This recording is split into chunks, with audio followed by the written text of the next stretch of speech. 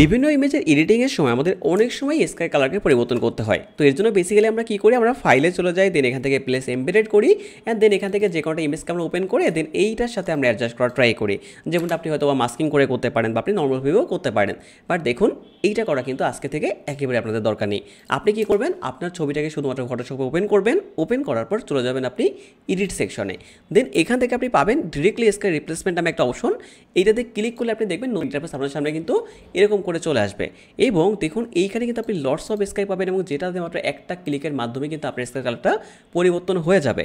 এবং এই টাইপের স্কাইগুলো যদি আপনার কোনো কারণে পছন্দ না হয়, আপনি কি করবেন, এখান থেকে সেটিংস আইকনে প্রেস করবেন, এখান থেকে গেট মোর স্কাই প্রেস করে জাস্ট ইম্পোর্ট ইমেজের মাধ্যমে আপনি যে কোনো ধরনের স্কাই কিন্তু নিয়ে আসতে পারবেন। সো আশা করছি আজকের পর থেকে আপনাদের স্কাই কালার পরিবর্তন করতে মাত্র 1 মিনিট সময় লাগবে। তো আজকের জন্য এতটুকুই, দেখা হচ্ছে সম্পূর্ণ নতুন কোনো ভিডিওতে।